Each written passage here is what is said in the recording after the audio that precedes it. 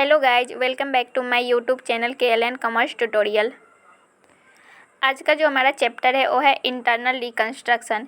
Internal reconstruction में basically क्या होता है ना, कंपनी जो होती है वो लॉसेस सफ़र कर रही होती है तो उसे इसमें कम करना होता है। तो इसके लिए कंपनी है ना दोबारा से रीऑर्गेनाइज होती है। जैसे कि कोई कंपनी है ABCD कंपनी लिमिटेड, उसके पास बैलेंस शीट है, उसमें फिक्स एसेट्स की वैल्यू और एक्यूमुलेटेड लॉसेस मैक्सिमम शो रहती है, लेकिन एक्चुअल में उतना को होती नहीं है। क्योंकि 10 ईयर पहले मैंने 10 लाख की एक एसेट्स परचेज की, अभी भी हम उसको 10 लाख ही शो कर रहे हैं। एक्चुअल में वो 10 लाख की अभी होती नहीं है, क्योंकि उस पर इतने सालों बाद डिप्रिसिएशन चार्ज करनी चाहिए। लेकिन कंपनी ऐसा नहीं करती है और वो पूरा 10 लाख शो कर देती है। ऐसे में उसके balance sheet true and fair picture show नहीं कर रहे होते हैं और उसे लॉस सफ़र करना पड़ता है।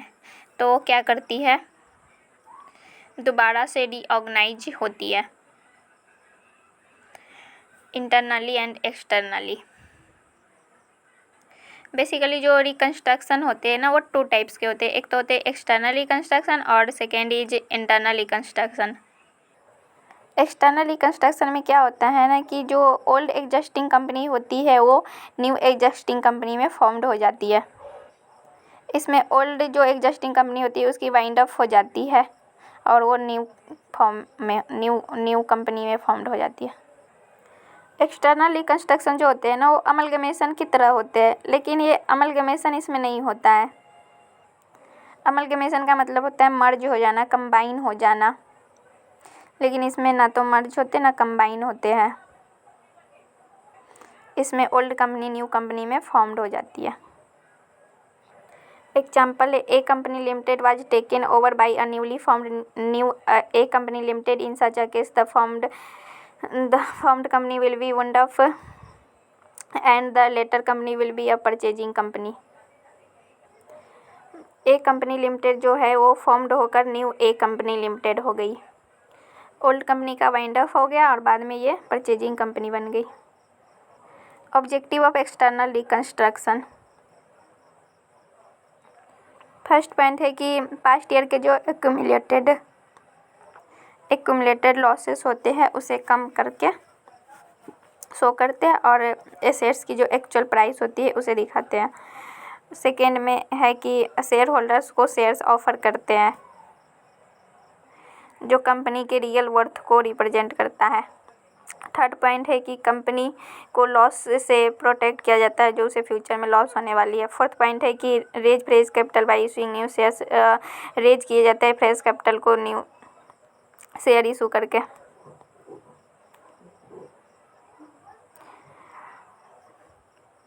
All together change the memorandum of association. सब चेंज होने के बाद मेमोरेंडम ऑफ एसोसिएशन जो होते हैं कंपनी के उसमें भी चेंजिंग की जाती है। मेमोरेंडम ऑफ एसोसिएशन कंपनी के जो होते हैं मोस्ट इंपॉर्टेंट डॉक्यूमेंट होते हैं, जिसमें कंपनी के सारे डिटेल्स लिखे होते हैं। अब आते हैं हमारे internal reconstruction. Internal reconstruction means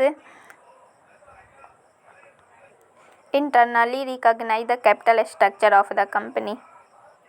company के जो कैपिटल स्ट्रक्चर होते हैं वो रिकॉग्नाइज किया जाते हैं।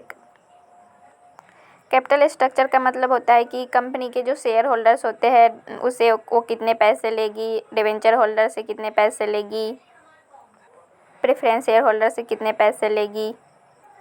इसमें ना तो लिक्विडेशन होती है और ना ही फॉर्मेशन होती है और ना तो old existing company new existing company में फॉर्म्ड होती है। इसमें बस कंपनी के जो कैपिटल स्ट्रक्चर होते हैं इंटरनली रिकॉग्नाइज किए जाते हैं। इसके ऑब्जेक्टिव है, फर्स्ट ऑब्जेक्टिव है कि इसमें फर्स्ट पॉइंट है कि एक्यूमुलेटेड लॉसेस को कम करके और एसेट्स की एक्चुअल प्राइस को दिखाकर कंपनी के ट्रू एंड फेयर पिक्चर को शो कर सकते हैं।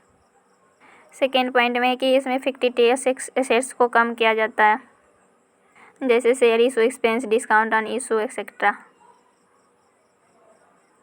थर्ड पॉइंट में है कि हम स्टार्टिंग में जो शेयर इशू किए रहते हैं उससे कम प्राइस पे शेयर दोबारा से इशू करते हैं।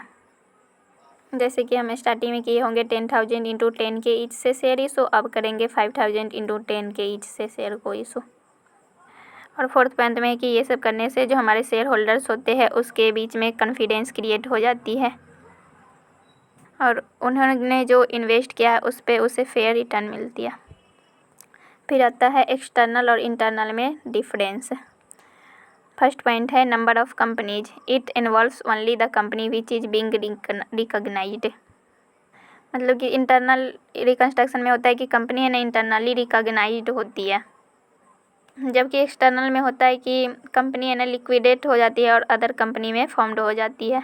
सेकेंड पॉइंट है liquidation, the existing company does not go into liquidation. इसमें है ना कंपनी एग्जिस्टिंग कंपनी जो होते हैं लिक्विडेशन नहीं होती है, लिक्विडेट नहीं होती है, the existing company is liquidated, और इसमें जो होती है एग्जिस्टिंग कंपनी लिक्विडेटेड हो जाती है।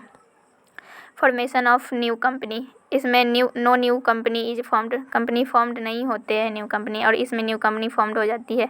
Take over, it does not involve take over of the business of another company, और इसमें it involve take over of the business.